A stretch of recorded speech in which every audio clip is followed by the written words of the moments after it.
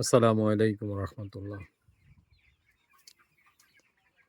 বাচ্চা উৎপাদনকারী লাভ করতেছে, ব্যবসা করতেছে, বাচ্চা উৎপাদন করে। খাদ্য উৎপাদনকারী খাদ্য উৎপাদন করে বিক্রি করতেছে, ব্যবসা করতেছে। যিনি ডিলার, উনি ক্রয় করে আনে প্রান্তিক খামারির কাছে বিক্রি করতেছে, তাও ব্যবসা করতেছে। খুচরা বিক্রেতা খামার থেকে মাল কিনে নিয়ে বিক্রি করতেছে, তাও ব্যবসা করতেছে। প্রতি কেজিতে 40 টাকা 50 টাকা বাড়তি খুচরা বিক্রেতা বিক্রি করতেছে। পরক্ষণে মাঝখানে যে প্রান্তিক খামারি, তারা নিঃস্ব হয়ে যাচ্ছে সিন্ডিকেটের কারণে। আজকে সিন্ডিকেট, সবাই বলে সিন্ডিকেট ভাঙছে, সিন্ডিকেট ভাঙছে। সত্যিকার অর্থে কি সিন্ডিকেট ভাঙা হয়েছে? সত্যিকার অর্থে কি এই সিন্ডিকেটের প্রতি কি দৃষ্টি দিছে সরকার? যে হোক, এই সিন্ডিকেটের কারণে লক্ষ লক্ষ প্রান্তিক খামারি আজকে দিশেহারা। লক্ষ লক্ষ টাকা তারা ঋণগ্রস্ত। তারা কোথাও যেতে পারতেছে না, না ছাড়তে পারতেছে ব্যবসা, না যাইতে পারতেছে। কারণ ডিলারের কাছে তারা বাধা।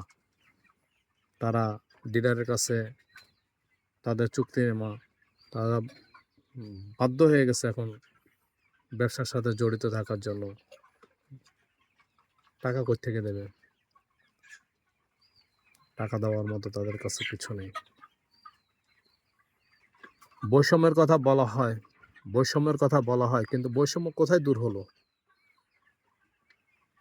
প্রান্তিক পর্যায়ে, গ্রামের পর্যায়ে কি বৈষম্য দূর হয়েছে?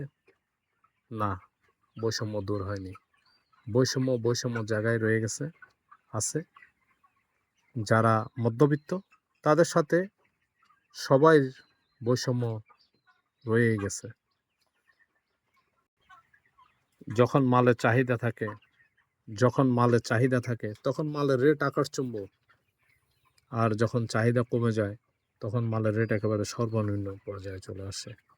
আমার এই ছোট্ট খামার, আমি এখন মাল যদি বিক্রি করি তাহলে ঋণগ্রস্ত হব, কিন্তু আমার মাল রেডি, বিক্রি করতে পারতেছি না, শুধু সিন্ডিকেটের কারণে।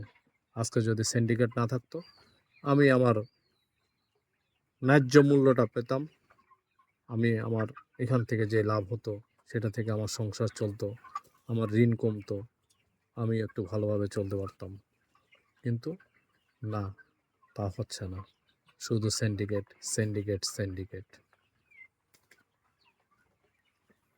সরকার মহোদয়ের কাছে, প্রধান উপদেষ্টার কাছে আর্জি, যেন এই সিন্ডিকেট শেষ করে দিতে পারেন, শেষ করেন। কোনো সিন্ডিকেট থাকবে না।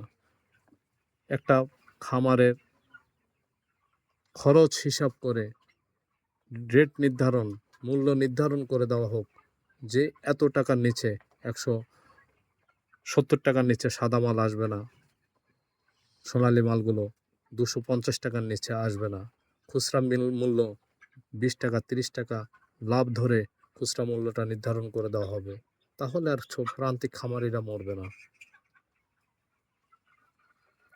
যেভাবে রেট করা আছে খাদ্যের মূল্য, মেডিসিনের মূল্য, ওইভাবে একটা রেট করে দিলে তাহলে আর খামারি ধ্বংস হবে না।